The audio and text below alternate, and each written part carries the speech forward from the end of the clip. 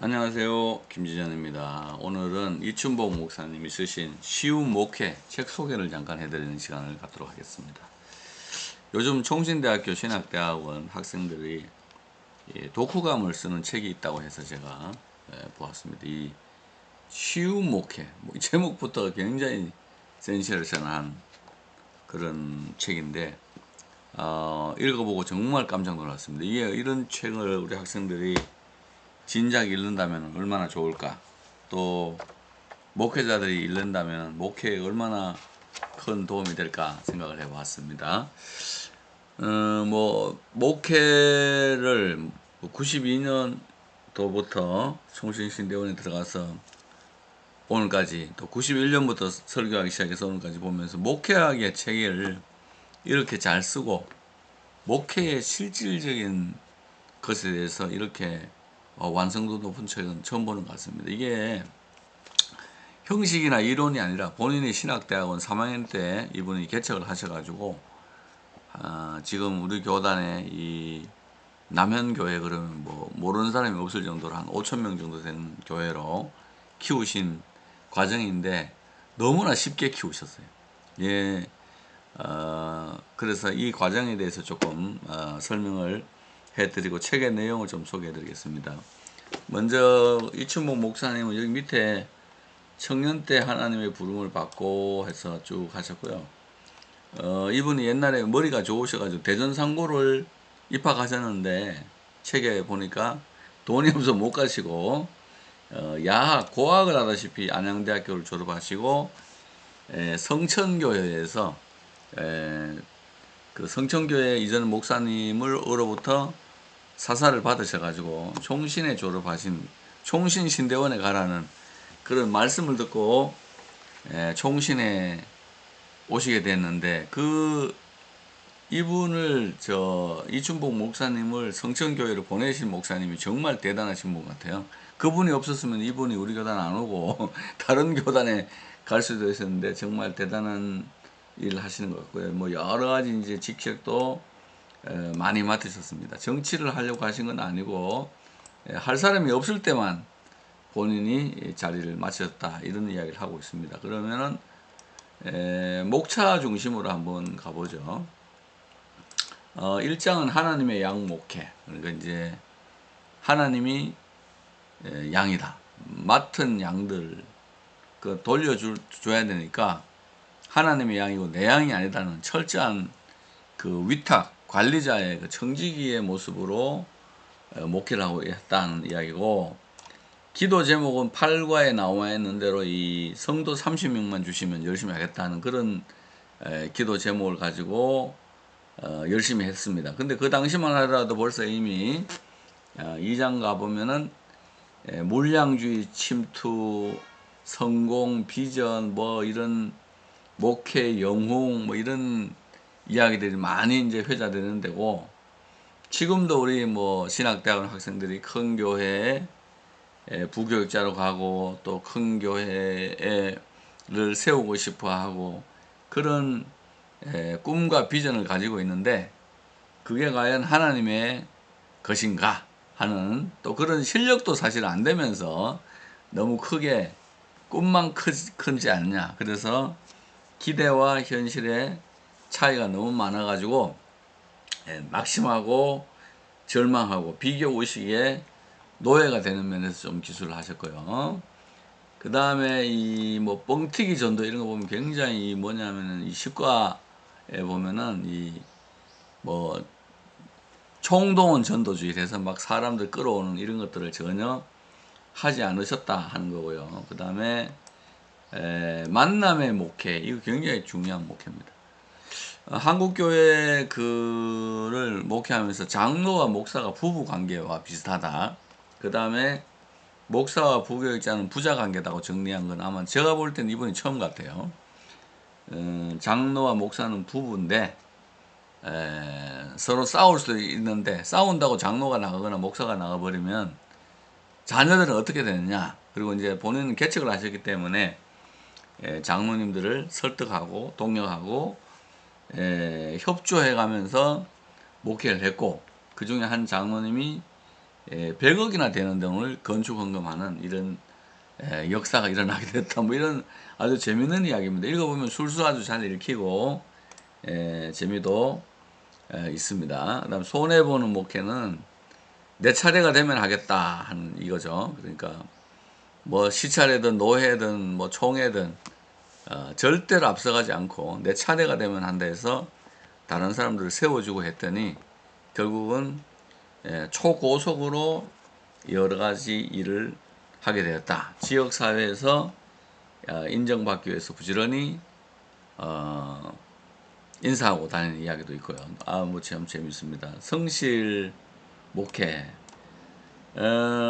이 성실 목회가 6장에서 나오는데 이분은 9시 출근, 새벽 기도를 하시고 잠깐 쉬었다가 9시 출근해서 밤 11시 퇴근하셨네요. 와, 엄청난 그 노력으로 목회하신 분이다 하는 거고요.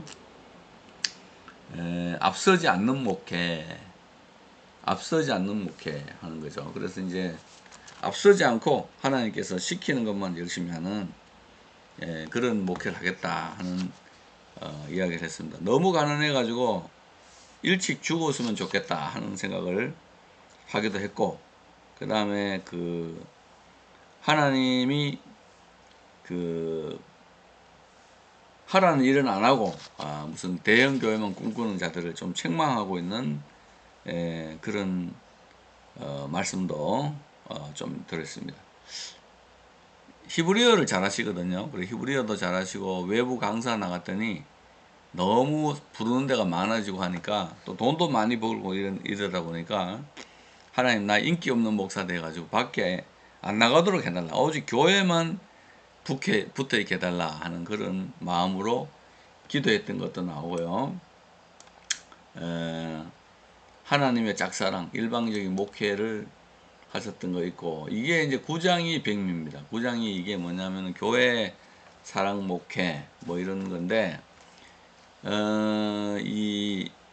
이분은 이제 그 목회 전곡이 사랑이라는 걸 정확히 알고 뭐 방언을 많이 하고 산을 옮기는 믿음이 있고 예언하는 능력이 있어가지고 뭐 온갖 비밀을 다 아는데 현대교회 목사들은 사랑이 없다는 것을 정확하게 지적을 하고, 사랑이 없으면 아무것도 아닌데 그 방언이나 예언이나 뭐 비밀을 아는 거나 믿음이나 이런 것만 집단 강조해가지고 결국은 똑똑하고 잘났는데 목회를 사랑이 없었기 때문에 절대로 성공하지 못한다 하는 그런 말씀을 하고 계세요. 이거는 목회학에 아마 이런 뭐 목회 방법, 기술, 수단 이런 것들에 대한 강의가 많은데 본인이 처음 개척할 때부터 끝까지 사랑으로만 이 목회를 하고 그 손해보는 목회를 하고 짝사랑하는 목회를 끊임없이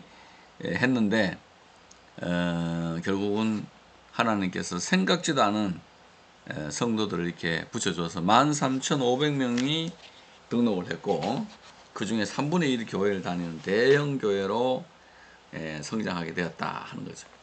요즘 사람들은 너무 똑똑하고 공부를 많이 하는데 사랑이 없다라는 말씀에 저도 아주 강력한 그 칼의 배임을 받았습니다. 제가 똑똑하고 공부를 많이 했다는 게 아니라 그냥 사랑이 없다. 야, 진작 이걸 알았으면 말이야.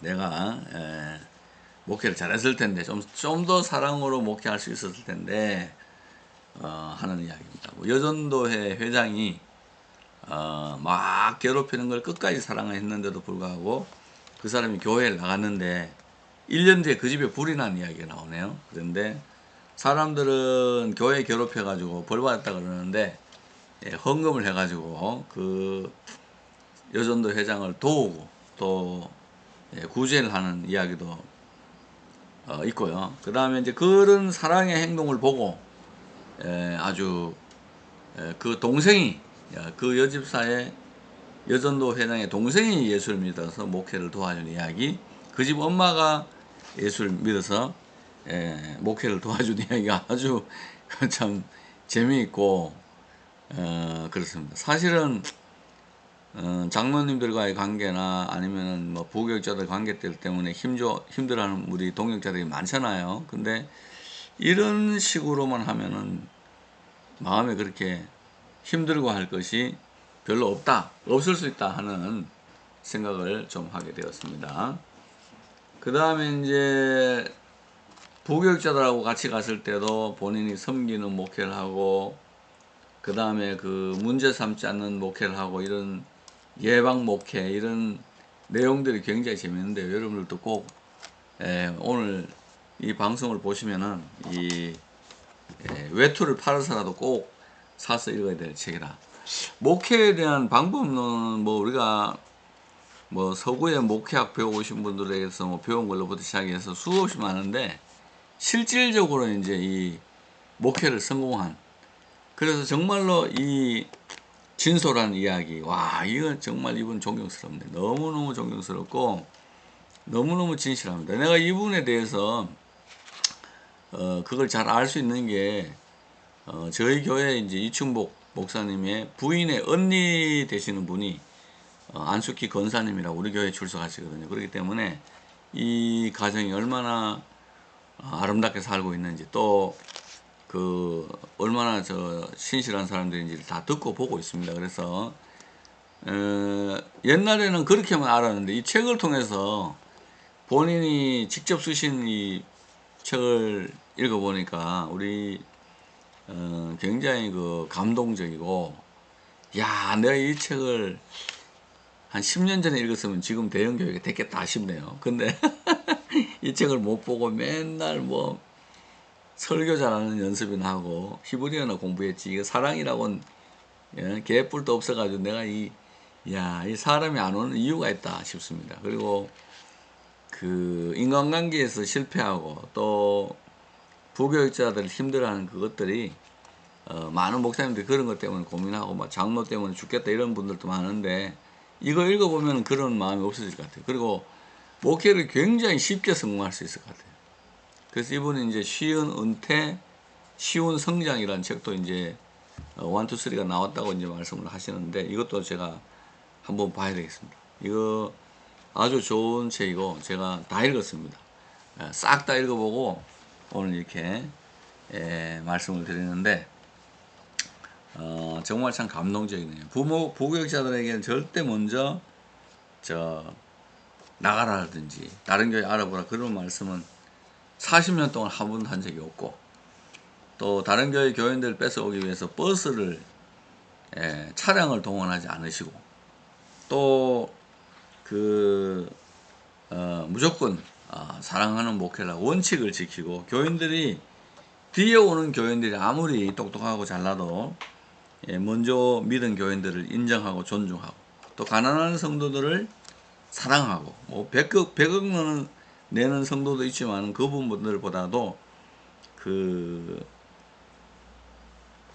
교회를 잘 섬기는 하나님의 백성들을 진짜 사랑한, 이 제뉴인 베스터다. 이분은 진짜 제뉴인한 완전한 목사의 입장에서 볼 때는 완전 목회자고, 이분이 이제 뭐 은퇴도 욕심 없이 하시고 또 원로도 욕심 없이 되시고, 이런 거 참 어떻게 이렇게 될 수 있나 싶을 정도로 귀한 분이죠. 뭐 교회가 좀 크면은 자식 문제, 이성 문제, 뭐 돈 문제 이렇게 막 일으키고 있고, 지금 제가 저 영상을 찍는 동안에도 통합측 어떤 교회에서 무슨 난리가 났는지 통합측 총회장이 막 등단하는 걸 총회원들이 막 내려가라고 고함치는 영상이